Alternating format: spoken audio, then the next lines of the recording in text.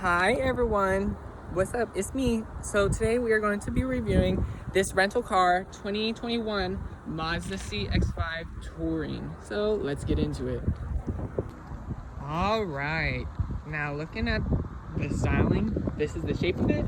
Honestly, I'm not, the shape is actually growing on me. I used to not like it, but after when you're up close with this person, this angle right here of the back, honestly, I feel like it makes it look pretty nice. These are the standard rims you get on every model. If you go for the Carbon Edition and then the Grand Touring Reserve Signature, it'll give you a different rim. Honestly, I like these rims. I like they're in a little gray finish. This is the color. This is your white color.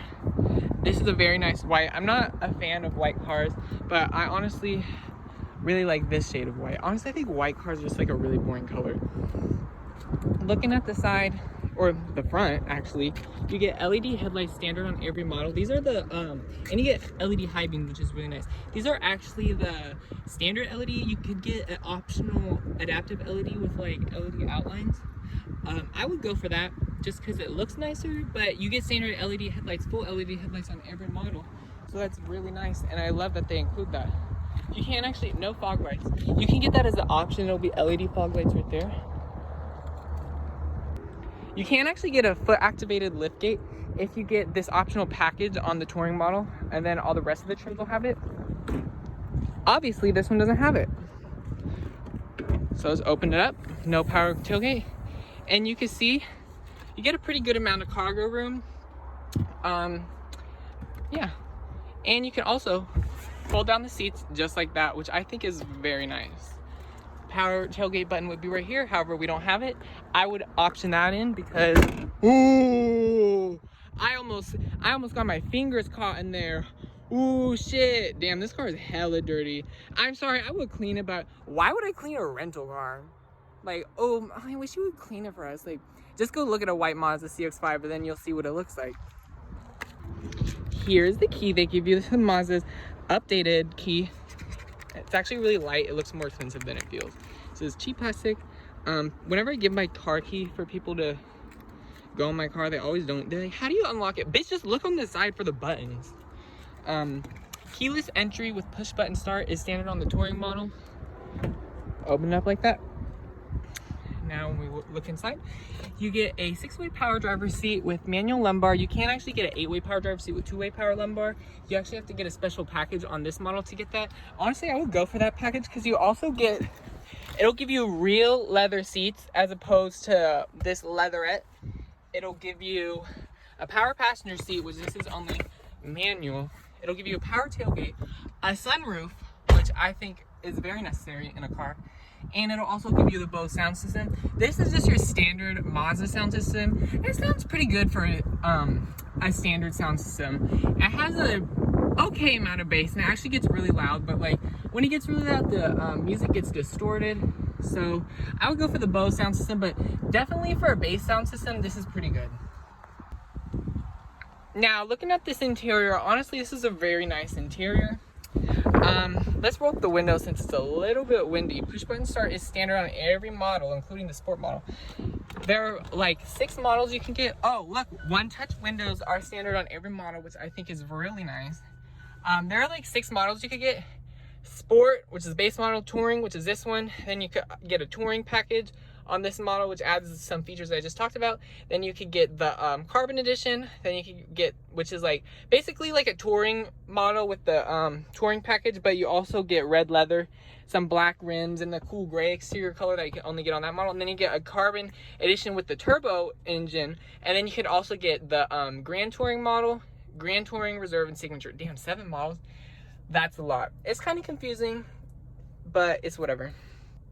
Now, this is a Touring model, but I love how you get soft touch here, soft leather at here, and soft leather at here. This will actually be all leather all the way down to here if you got the Carbon Edition and up models. But the lower ones makes it plastic here because they had to cheap out somewhere. I do like how you get stitching right here. It makes it look very upscale. That's something that you usually don't get unless you go for a Mercedes.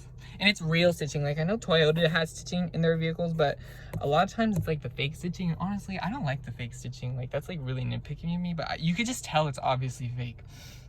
You also get this nice little inlay right here. I like how it splits up all the sea of black. It makes it a little bit of gray. Now, looking at the rest, this is soft here, this is soft up here, this is soft here. Look at my fingerprint. You also get stitching right here, which is really nice. And I just love it. This is the upgraded, what is it, 10, 11-inch infotainment system. This is Mazda's new infotainment system. Honestly, I think it's a little bit confusing. I don't even know if this car has Sirius XM, which I feel like it does, but I haven't been able to find it. And I've had this car literally for 2 months, and I have not been able to figure out how to get to Sirius XM, so I might not even have it. But it's just pretty confusing. Like, it's one of those where you have to like go from menu to menu and keep going back.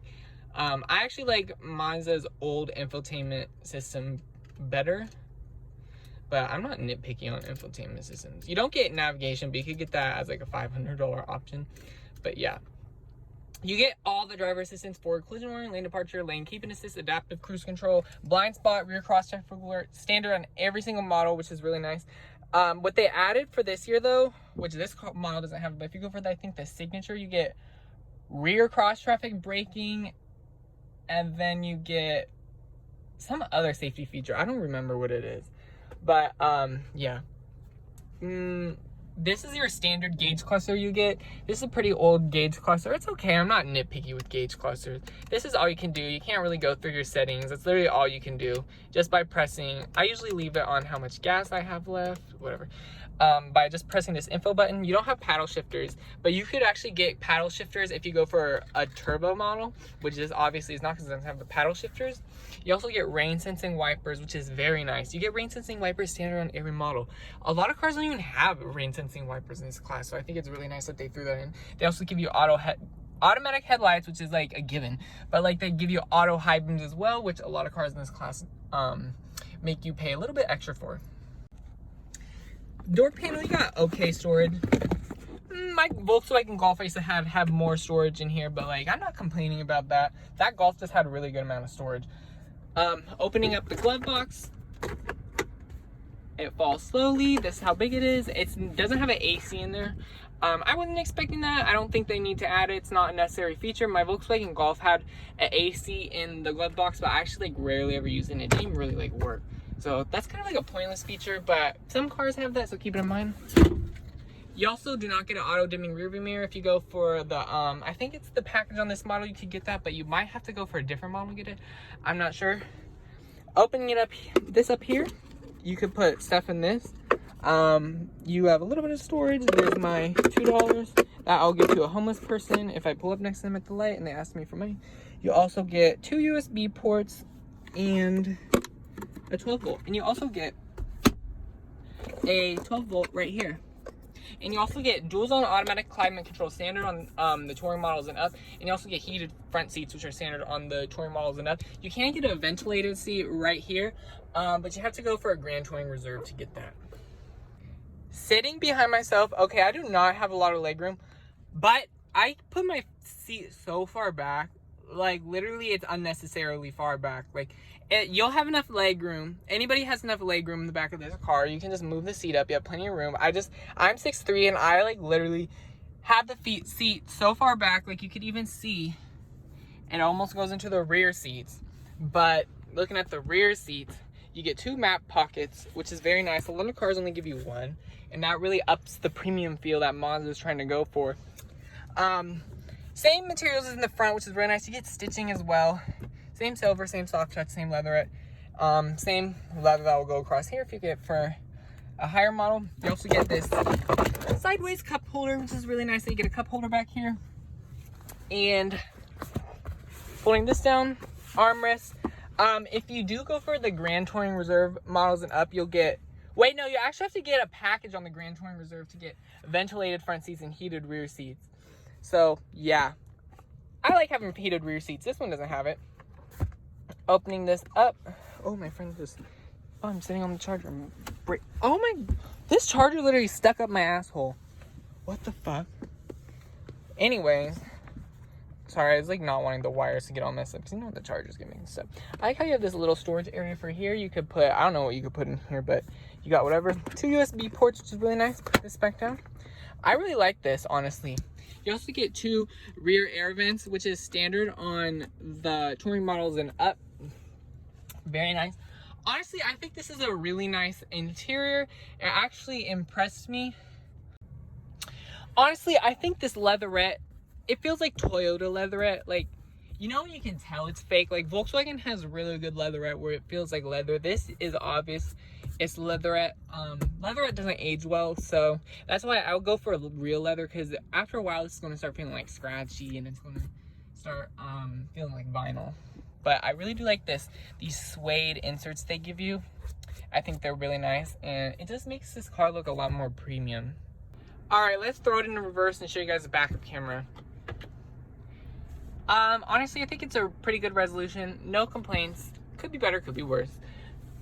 You do not get a 360-degree camera unless you go for the upgraded model or signature, and you also do not get parking sensors unless you go for the signature. All right, driving the Mazda CX-5. I have my friend in the car. We're going to do a little acceleration run. Let's turn off the AC. No cars behind us. Sport mode on. Traction control off.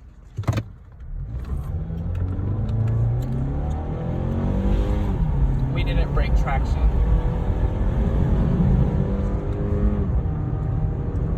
I just looked at a ring notification while flooring it. Somebody's stealing tires and rims in my neighborhood. Okay. This has pretty good handling, but the acceleration is not that good.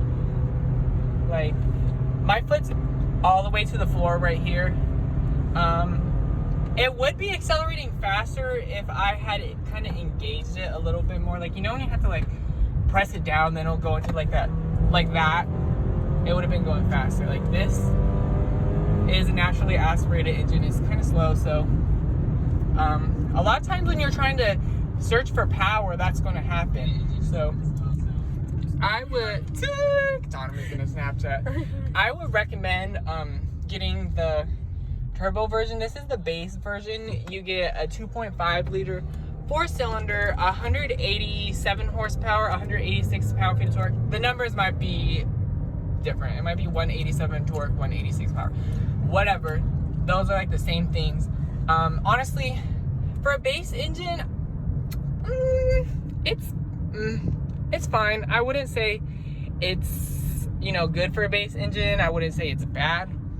It's not really fast. You're not going to win any drag races. Actually, you will, because you'll all win a drag race. You'll always win a drag race, no matter what car you have, because there's always going to be someone slower than you. But this isn't a car for, like, gassing people. If you want to be gassing people, you should get some of the competition, or get the upgraded engine, the 2.5 turbo, which has 250 horsepower and 320 pound-foot of torque. That's only on 93 octane or 91.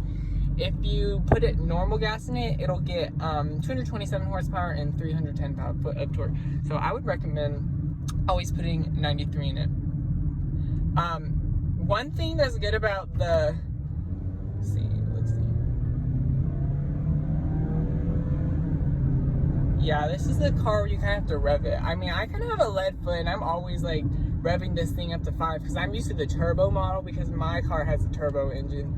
But honestly, this is still a fun car to drive, even though it's the base engine. They still tuned it to be responsive. That's a lane departure warning going off, because I'd be going in and out of the lanes like a drunk driver. But they tuned it to be a little bit sporty. Like, if you see how it kind of like holds the, that wasn't good to do, but like, that shows how sporty it is. It holds the gears for a second. Like, some other cars do that, but I noticed with this car, it seems like especially sporty, where it especially likes to hold the gears. Like, I'll be in drive, and I'll be driving it like we're in sport mode, and there's nobody coming, so we're good. I'd be in drive, and I'd be like accelerating a little bit like I'd be in sport mode, and then it'd be holding the gears like I'm in sport mode, which I really like. Because a lot of times, unless you put it in sport mode, it'll just act all economical. See how it's holding the gears? I'm not even in sport mode, it's holding the gears right now. Like, literally, that's exactly what I'm talking about. Ew, this bitch on a bike. Bitch, if you don't get your ass in the fucking bike lane, bitch. No, don't fucking honk, Katana. Low-key honk. Let's test out, like, past the acceleration right here.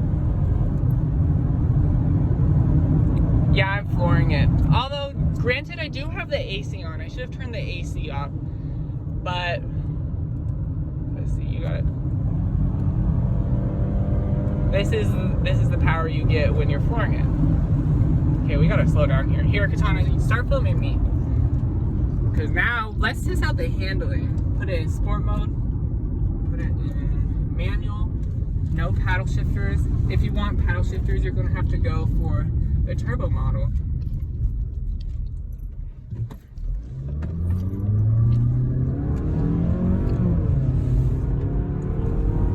Honestly, even though this SUV is pretty, I'm hot, so if I look sweaty, that's why.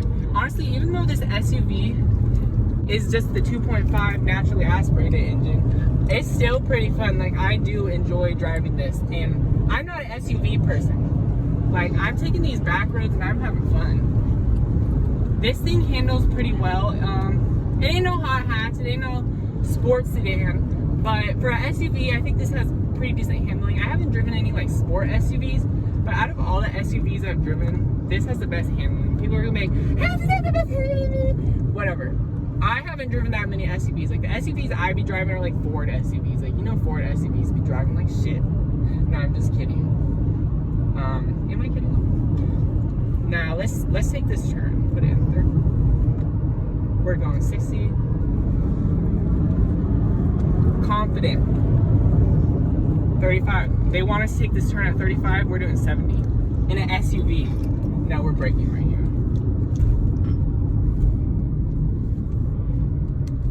I do like how the engine sounds also.